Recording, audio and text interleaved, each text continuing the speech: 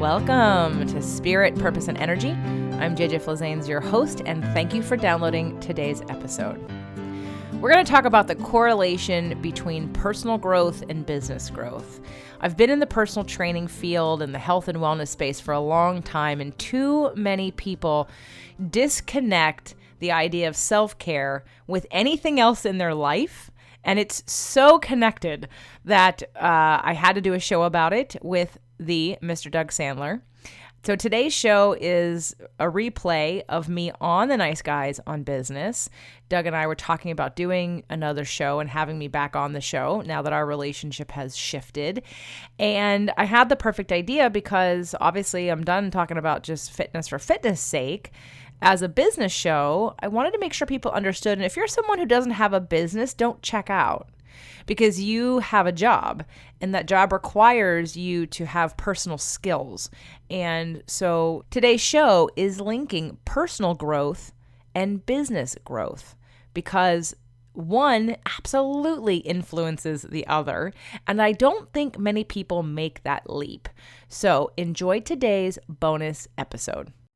Hey, this episode is not going to suck like the last one. No, here's what you can look forward to with the Nice Guys on Business. The only reason we do anything we do and anything we want is because we think we will feel better.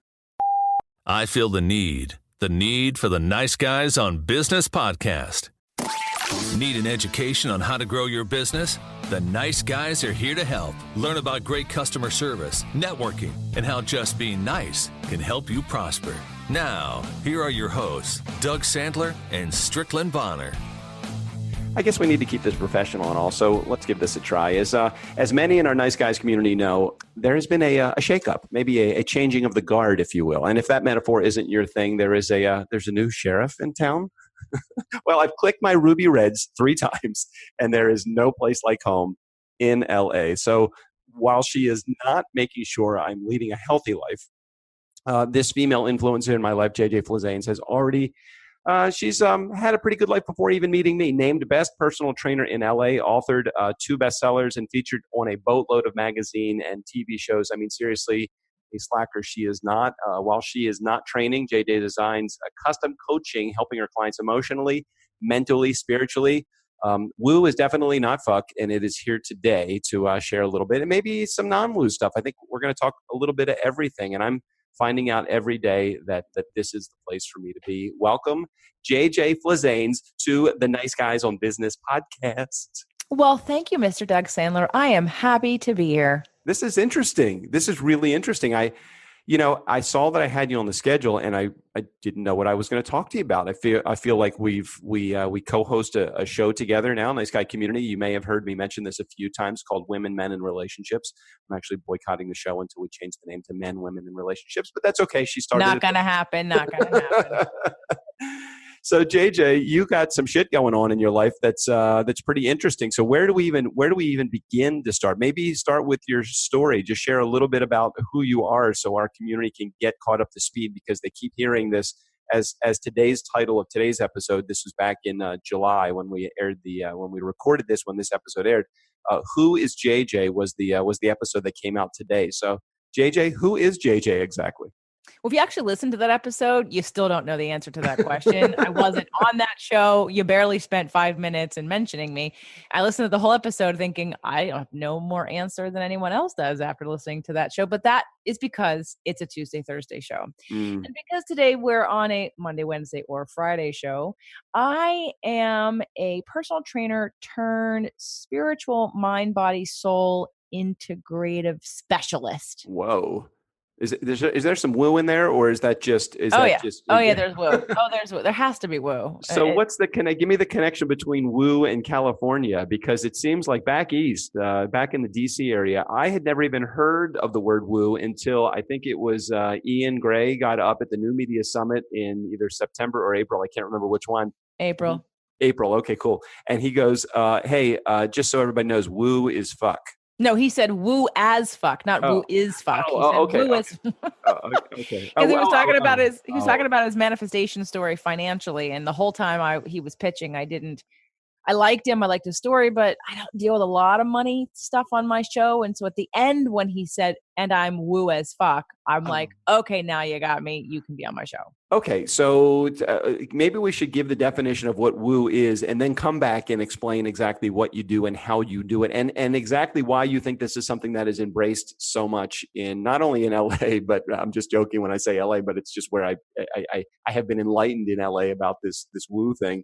But why is this such an essential ingredient as it's a building not only your life, but your business too?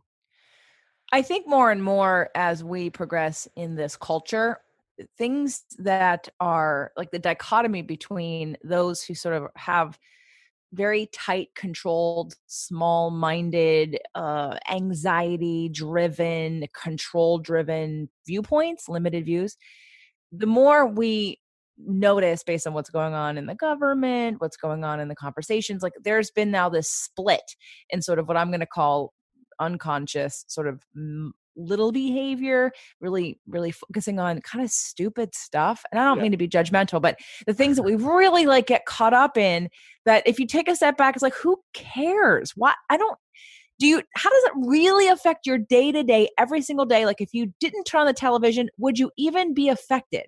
And that's how I always sort of treat like what's going on. Did it affect my day to day life? If I didn't turn the TV on, if it didn't, then I don't need to know it right now. Okay. So wait, before you even go beyond that though, isn't it true that the little things in tandem, in collection, make up the bigger things though? I mean, yes, don't sweat the small stuff. It's all small stuff. But when does that small stuff actually become important, big stuff for you to actually pay attention to?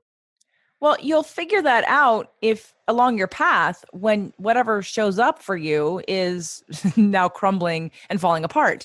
There's a difference in it. Here's where we're going to get into a little bit of woo. And this is a physics concept. This is not, everyone understands how a radio works. If you want to listen to your favorite radio station, you have to be exactly on the frequency where your radio station plays. Okay. If you want to hear your radio station and you click 2 or 3 points, before or after it, you're not going to hear what you want to hear. This is a common understanding. Yet we don't get that frequency, that same frequency and vibration is how we live our lives. And what you focus on is what you get. What you're in alignment with is what you pay attention to, is what you see. So for instance, like a car, I always talk about, to tell people who are disbelievers about frequency. If you've ever bought a car, which everyone has, but if you've ever looked for a car and all of a sudden you're in the process of even buying it, or maybe you've just bought it. Now all of a sudden, do you recognize that you see that car everywhere? Whereas before, maybe you saw it a little bit, but now all of a sudden it just seems to be everywhere. You just notice it. That is not that's not a fluke. That's because you are tuned into that car. Mm-hmm. And all of a sudden now it shows up every time it's near you, you pay attention because you are tuned to it. And so when it comes to our lives and the woo part of spirituality, is that people recognize with the onset of depression and suicide, especially in high profile situations, like people are becoming aware that, we never discuss or talk about or know anything about emotions or all of these things that actually are the drivers of our life. The only reason why we do anything we do, I'm going to slow that down and say it again. Okay. The only reason we do anything we do and anything we want is because we think we will feel better in the having of it. Okay. So that obviously can transcend every aspect of your business. It can be of your life. It could be your personal life. It could be your professional life. So I'm beginning to see a little bit more clearly the tie into how what you do actually can affect all aspects of people's lives. Absolutely. But here's the thing. It's really funny. A common friend of ours, when I was promoting my first event, Releasing What Weighs You Down, I said to him, this is an event that maybe your audience might be interested in. It's not exactly business, but he looked at it and said, no, I don't think it fits. And I thought, okay, you don't get the connection. The connection is that if you're having an issue in your business of growth, or you're attracting bad clients or situations and you don't know what's going on, there is always an element of personal growth needed to grow your business. Mm-hmm. When you're an entrepreneur, your business is your mirror. it's your reflection back at your limiting beliefs, your comfortability, your comfort level of receiving and asking for money, your self-worth, your ability to translate information, your confidence level, your worthiness. Like, your business is your mirror to your self-growth needs. And so I think that often business owners think that they're completely separate, that my emotional life, my health and self-care has nothing to do with my business. And I want to say that's bullshit. It absolutely has everything to do with that, because if you're unwilling to grow as a person, you're probably going to find that your business is not going to grow very well either. So tell me how you started to feel like, okay, well, this isn't just something that I use as my personal North Star, but this is something that I think that other people should use as well. Are you taking the teachings of others and kind of interpreting them and running them through your filter and pushing them out to the world in the form of coaching? Or is it something that you've created? Because I know you have certain terms that you use over and over and over again. And I'm not saying that in a nauseating way. I'm saying it in a, wow, I actually can see how this works. Law of attraction, sacred contracts, even things like, Gary, I can't remember who wrote the book. Gary Chapman wrote Five Love Languages. Yeah, thank you for completing that sentence for me. So even just how you are communicating with people, what love languages are you using to communicate and which are they receiving? So tell me how you put this system together that you've created. I look at any information and see how it applies to all aspects of our lives, because I think that a system doesn't live in a vacuum. And if you think about a process in one application, why can't you use that application in other areas of your life? So for instance, when we were having that conversation about me coming back on this show to talk about the 5 love languages, and you're like, well, that's not, or no, you had said you talked about it, but Strickland stopped you because it wasn't business. And I said, bullshit, why isn't it business? Why wouldn't every business that, especially service providers, anyone who works with a customer, understand what that customer's love language is? Because that's going to give you information about how to communicate with them, especially when you need to do customer service and when things go wrong. So when things go wrong and you have a customer whose love language is words of affirmation, they're going to need words to feel better about your relationship. It's funny you say this, because as I'm thinking back to a client that we actually had an issue with because of just mistake that we made, and there was a service issue. And I remember, as a result of sending them, or as a result of having this issue, I think I sent them like a Starbucks gift card or something. And it's not like it wasn't appreciated. I could hear it, but it was like, it wasn't appreciated in the way that I thought it was going to be received. Because I thought, hey, listen, a little gift would be good to say, we're sorry. What this client actually wanted were words, were the words, I'm sorry, the words of showing up. And the words were so much more important than the gift itself. It just really proved itself to me in a very, very quick, in a quick measure, just doing with one short apology. Well, that's what showed up for me when I first started my business. And I had brought on, at the time, one of my best friends who became a business partner. And I didn't realize, God, it was such a learning for me. I didn't realize. And then and one of my friends prior to him, who was also working for me here, I felt this immense amount of guilt because the business was having a hard time. It's when I was employing like a lot of trainers all over Southern California. And I had lost a bunch of clients and things had happened. And then I was back on, I couldn't pay people exactly in full. And anyway, it was just a mess, right? It was a mess. And I kept my head down because the amount of guilt that I had was so high. Mm-hmm. And I thought, well, I can't say I'm sorry yet, because I feel like if I say I'm sorry, they're going to expect, okay, I'm sorry is not enough. Where's my check? So until I could pay them, I did nothing. And the feedback I got later was all I wanted was to be recognized. And I thought, holy crap, did I just miss the boat on that one? And I had no idea about love languages back then. So I think not only is it important for your customers, it's important for your employees, because your employees will be loyal and stay with you longer when they feel seen and heard. But they're going to feel seen and heard differently. And they're going to use things like love languages, things like astrology, things like birth order, things like different psychological and sociological profile markers, if you will, to better create relationships. And that's what you're about, creating relationships. But you make better relationships when you understand your audience. So when you onboard a new client or new customer, how do you work through that? Do you give them a test? Is there an analysis? How does it work? Well, Doug Sandler, let's talk about what happened when I onboarded you. Do you remember some of If I had my bell, I would ring it. Ding, ding, ding. My bell is somewhere in storage right now. I don't. Here, Oh. this is a glass. This is a glass. And I can't quite get it right. Hold on. Nope, that didn't work. No, not working. Because I'm It's holding my it. bell. I need my bell back. It's somewhere. It's the pod people have my If you want bell. to hold on 1 second, I can run and get the Tibetan bell in the other room. but- No, that's okay. That's a bit extreme. That is is. that is woo as fuck. Oh, it's so good though. It's so good. But do you remember when you were my client, what some of the questions I asked you? No, go ahead. I'm You listening. like, no, I don't remember anything. Of course, of course not. Of course Right. not. Nice Guy community. You may remember going back to, I think it was December or January. I brought JJ on as my personal trainer because of the accolades that she had gotten in LA from being, what was the title? World's best, the world's best trainer. Best personal trainer in Los Angeles.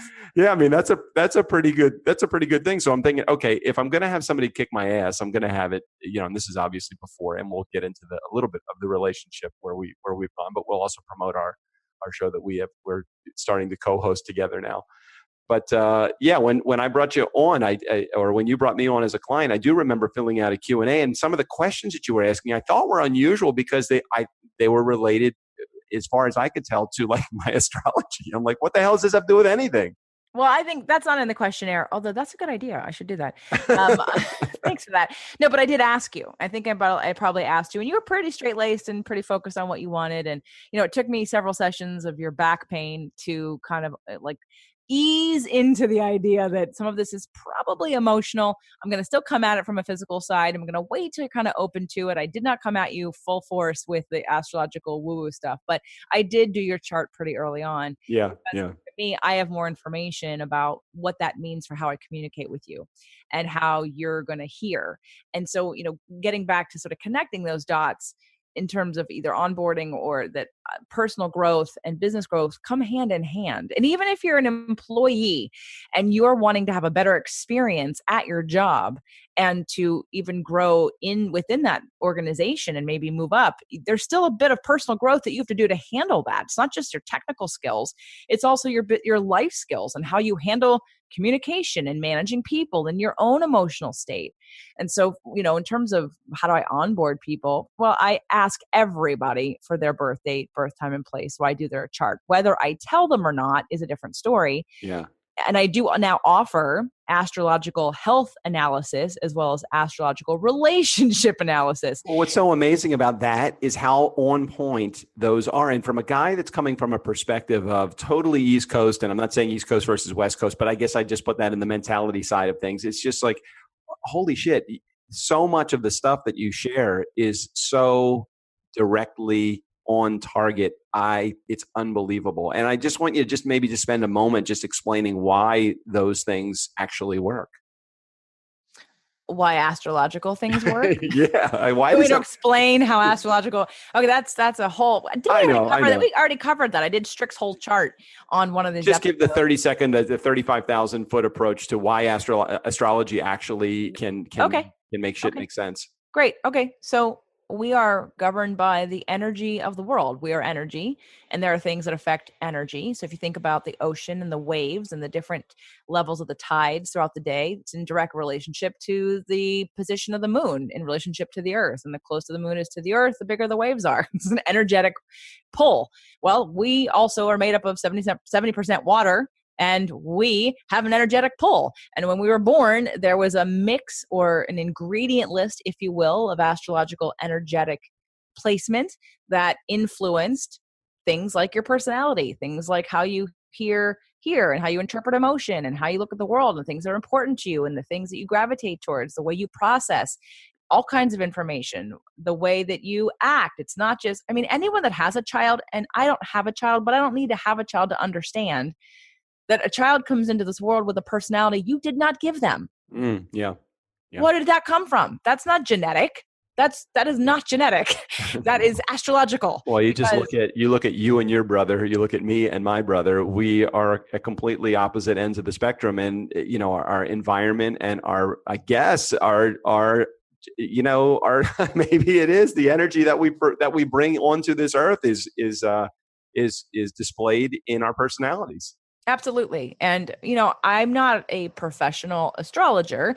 You wouldn't come to me for a reading of all the houses, but I've been working with people for years where I don't know them. They give me their chart. I read a bunch of stuff from the hip, from all the stuff I've been studying. And they're like, oh my God, you nailed me. I'm like, okay. And I don't have any attachment to it because I'm just giving you my life experience. That is one of the ways I've looked at life and just sort of seen patterns. And not that this show is not about astrology, but it is about the idea that something that you might consider personal growth or self-development or self-help or, again, woo-woo, is a tool that I believe business, especially business owners, but all business related people would benefit from. Like, I have got an event coming up, and that's what made me think about that. It's called Yeah. The Next Big Step. And the next big step, and my first event, Releasing What Weighs You Down, which is now going to be a regular January event, and hopefully after this next big step event, that'll be a regular September or October event.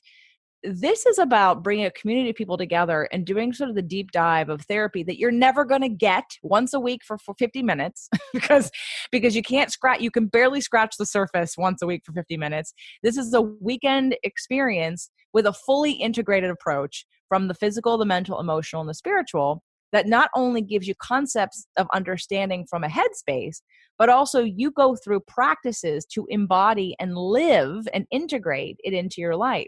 And so a lot of times I think business owners go, I don't value my own personal growth because I'm going to invest my money in my business. Well, okay. And then when you keep coming up against the same issue in your business over and over and over again, the same frustrations over and over and over again, my suggestion is going to be maybe it's time to really look at your business as a reflection of your life. Where do you need to grow for your business to grow or for your business to change? So taking that retreat, taking that time to do that, it's almost like when you go to a training, right? So you go to a training to learn a skill set or to network in your business, and you find that very valuable for those relationships. This is about improving and getting better at doing you. And the better you are, the better you can be in any situation. Well, we'll make sure that we put a link in the show notes, Nice Guy Community. It's going to be jjflizanes.com / next big step. It is going to be a great event. I'm going to be there for a portion of the event before I have to fly back to DC to do an event of my very own, a slightly different live event. It's called a bar mitzvah in my particular case. But in your case, definitely the next big step is a spot where you should be hanging out and seeing other people that are probably very similar to you and trying to get to the next step in their life. So it's jjflizanes.com / next big step. Your message also shows up in several other places too. It shows up in the 2 books that you've written. It shows up, or have you written 2 or have you written more? I can't. I've written 3. I was going to say I've written 3. All And right, the last one is called The Invisible Fitness Formula: 5 Secrets to Release Weight and End Body Shame. Can I talk about that for a second? absolutely, yeah. So here's another aspect of where this is 20 years of being a personal trainer. And after 20 years of looking back at all the clients, so I've done my own case studies. I've got files and files literally in the garage, files and files of people who I could tell you who succeeds and who doesn't and why. And I got to boil it down into 5 different steps and 5 different secrets to release weight. So you could say lose weight, but I prefer to say release weight because you don't want to find it again. You want to release it. That's right. True. Right. And then end body shame, which is where most of this comes from. And the secrets go in a very specific order. And the reason, and it does incorporate kind of all the stuff that I'm talking about, just we start to dive into the emotional, well, we definitely go into the emotional piece, but in terms of the spiritual piece or the community piece at the end. But there's some very hard and fast, concrete, physical things that need to happen. I got really tired of listening to people want weight loss and not be able to take the journey of why. I've had clients who are in Florida and they had literally been on every program for the last 20 years, and they lose weight and they gain it back, and they lose weight and they gain it back, and they lose weight and they gain it back. And I thought, and they came on one of my programs and they thought they were going to repeat the same behavior. They were going to log their food. They were going to log their exercise. They were going to get on the scale. They were going to report how much weight they lost. They did none of that on my program. And they thought, holy crap, this is really different. Mm-hmm. And they realized at the end of the 12 weeks, at the beginning, when I said, about the emotional issues that people have with weight loss and with food. And they're like, well, what are you talking about? I don't have any emotional issues. And then by the end of the 12 weeks, they're like, holy crap, I have a ton of emotional issues. Yeah, yeah. And the awareness at least leads you to now a path of actually uncovering what's been sabotaging you. Why would you want to continue on the rat race? It's not a rat race. It's the hamster wheel over and over again, right? Over and over again of like the same thing, and then ending up back to where you started.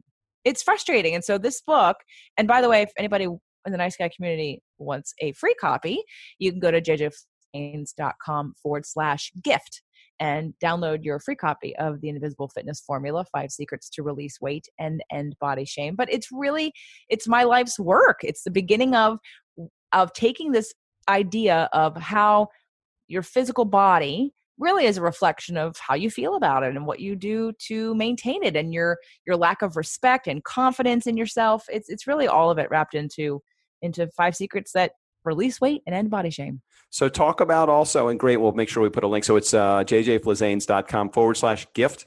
Yes. Okay, we will make sure that we put a link in the show notes for that as well. And you also are the host of 28, 29. How many podcasts do you have? You're hilarious. That definitely is now the most that anyone has said. I think it just keeps growing. Like Allison, I think a couple weeks ago said 10 or 12 when we recorded with Michael. And so now you've beaten her. I mean, I didn't even tell you that she said 12, but you've now said 28. Mm-hmm. So no, I've lost count of how many shows I have, but 4 right now are active in terms of being produced and published every week. And you are now the new co-host on Women, Men, and Relationships. Yeah, talk about that show for a second, because I think there's probably a number of people, especially that they've been listening to me whine, bitch, and moan for probably the last 3 or 4 months now, as of the airing of this, about some broken relationships and stuff, and new relationships, and found love with you, and every other element of my personal ride. Share a little bit about what that show is about. Well, Men, Women, and Relationships was the rebrand. When I first started Fit to Love, it was 6 days a week. And each day of the week was a different theme: exercise, cooking, alternative medicine, spirituality and law of attraction, relationships, and psychology. And I took all 6 of those different days of the week under that brand, and I rebranded them, and each got their own show. So what was Sexy Saturdays on the Fit to Love podcast became Women, Men, and Relationships. And that show really is the outlet to have those conversations of how to have relationships, how all of this, from your self-care to your self-talk to your confidence to your lack of shame or too much shame about your body, stops you from dating, to how you're dressing, to how you're using law of attraction or aware of it, to all of those pieces, into having the kind of relationship that you want. Because my first book, Fit to Love, really was about my journey into connecting self-care with self-love, and therefore attracting a partner. And, one of the things that I talked about on my Sacred Contract show is why it took me so long to get to the place I was ready to surrender to what my husband had wanted, which was to leave our marriage. And I fought that for a very long time, but I had to get to the place where I really felt like I tried everything that I could, that there was nothing else that I could do. And then there was also a lot of shame around the fact that I wrote a book called Fit to Love. I talked about manifesting my husband. It's like, am I a phony? Did this not work? Am I going to look, is people going to say, well, what happened? How come you couldn't fix it? You don't know everything that you talk about. You haven't used everything you talk about. And really I had. And so I think I prolonged it based on, again, that idea in my business that all of a sudden, am I going to become a fraud?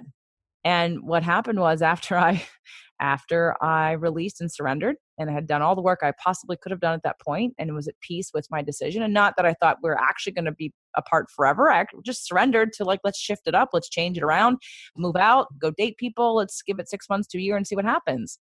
And that's when you came along about 2 hours later. And then I was like, oh, that's what I wanted. And that's what I've been asking for. And here we are now. So not only did it take me about 3 weeks to manifest my husband the first time, it took me 2 hours to get you. So once I actually released what I was trying to control, you showed up 2 hours later, and boom, here we are.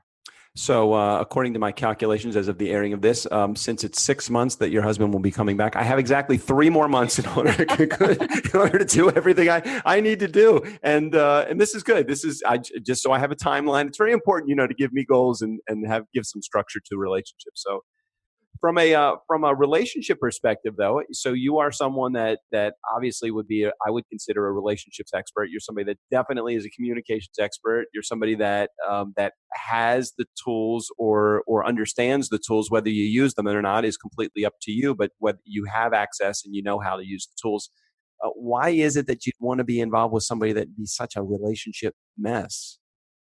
Who are we talking about right now? You? We're talking about you? Yeah, I'm gonna go with me. I'll go with me. Yeah, Okay. let's do that. Well, I mean, we're on our show, on my show, so I guess people would be saying there's probably been several people screaming at the speaker at this point as they're listening to this, and they're saying, "Oh my gosh, this is the ultimate in rebound relationships going on. How would you even want to get involved with him? And to me, how would you want to get involved with her? You guys both have broken relationships that you entered into this one pretty quickly after both of those ended. Isn't that like disaster waiting to happen?" yeah, that is absolutely one perspective. And then there's the other perspective of you were unconsciously asking for more than you had. I was consciously focused on getting more than I had. I had plenty of time to do my healing work through the decline of my marriage for over a year and a half. I was being punished for basically about a year and a half, but it had been on the decline. And I had been learning how to cope with someone disconnecting from me for many years. So in terms to me, I was ready. Not that I still don't have things and wounds to heal and sort of grief to release. And every day and every week it's better and better. But when it comes to our situation, it's perfect timing. Again, I knew exactly when you reached out to me. I mean, the likelihood that what happened was going to happen was very slim. Yeah. There's no other way to explain. This isn't just, we live 3,000 miles away from each other. You are not a good rebound situation. This was very inconvenient in a way for you to move, yet it was perfectly timed with the fact that your lease was coming up, with the fact that you were going to be off for the summer for most of the events that you do locally.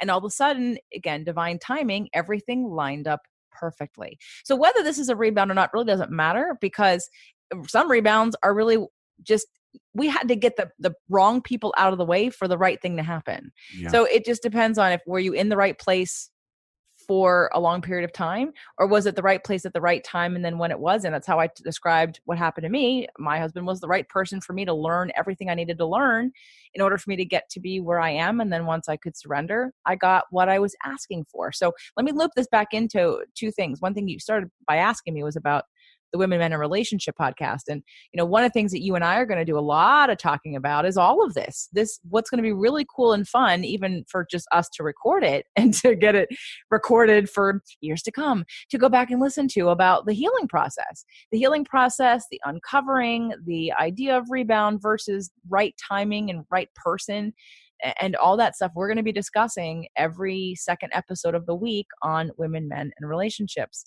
And when I released the situation I was in, my business started to grow in different ways.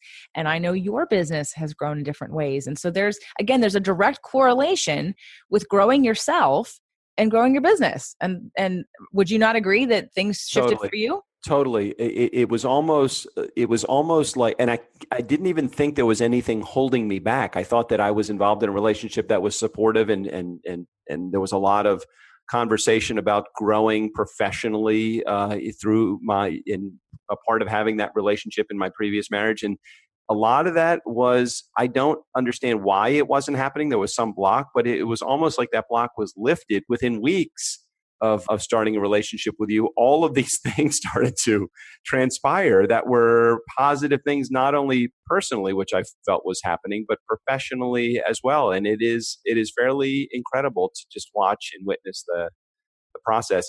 I don't want to leave or conclude without sharing again the name of the podcast is Women, Men, and Relationships, and the episode that I aired for the first time is episode number 55. Which aired back in July. So make sure you check it out through however you're getting your podcast. I think it's now on Overcast as well. So I'm hoping that we do well in the ratings and the rankings on Overcast too. But I know you can get there on iTunes too. So women, men, and relationships. Yeah, definitely check it out. And, I also, to piggyback on what you talked about in terms of business growth, I had been told, actually, even my husband said it to me. He said, I'm holding you back. And I thought, yeah, you probably think you're holding me back, but I didn't feel held back. And then, of course, Lisa Thomas, who's also an energy healer that I work with that you've now experienced, she said to me, he's holding you back. And I thought, I never perceived myself as someone who was being held back. And then all of a sudden, after that went away and then you showed up, I went, oh my God, I was being held back. But I was being held back from myself because I was only allowing myself to grow in business and in life to the extent at which I thought my spouse would accept it. And I didn't get that until I had a different partner who wanted and could see a bigger path for me and was excited about as big as I can get versus someone who felt less and less connected to me the bigger I got or the more I expanded and less in common with me and maybe threatened or jealous or I don't know what, or just uncomfortable or maybe uncomfortable about what his family would think. But now it's very clear on the other side that I actually was holding myself back. I just didn't realize it. And now, again, business and life is at a whole new level. And so this is where, to drive the point home again about the topic today's show, is that you can't separate them. Your personal work on yourself affects every aspect of your life. It affects your relationships. It affects your business. It reflects your families. And I think your ability to be abundant too. Just head over to jjplazanes.com/next big step if you want to get information about the live event, or any information about JJ can be found on her website as well. We'll make sure we put a link in the show notes for all that. JJ, I'm excited to be here in LA. I love it. A lot of Teslas around here. It might be just a matter of time before Strick is pulling his Tesla up to to your driveway. I'm not sure I'm quite ready for one yet, though. But have you noticed how many times you see them? Because you both have been so tuned to Tesla for so long that everywhere we go, doesn't matter what state we're in, all you guys see Tesla. Look at that, Tesla. So they're like everywhere. And they are everywhere here, by the way. But I just think it's funny that you guys notice them because you're tuned to them. So. Pool party at JJ's. Just remember that. Pool party at JJ's, very close to the LAX airport. You guys know that I've done probably some of the podcast recording right in the backyard, very close to the pool. So JJ, thanks for having me here. I'm enjoying being I feel like I'm letting my hair grow a little bit longer. I feel like I'm getting in touch with a little bit more of my woo side. I feel almost like a Californian. Yeah, your mom's going to be very happy about the whole hair thing. That's true. My mom's always grow your hair longer. Oh my gosh. JJ, thanks for being on the show today. Doug, thanks for having me. Nice guy community. Never underestimate the power of nice or the power of woo as fuck. Special thanks to JJ Plazanes for being on the show. All of her information and contact info will be right there in the show notes. Steve O'Brien, go ahead and take us out of here. For the Nice Guys on Business, I'm Steve O'Brien. Just when I thought I was out, they pull me back in.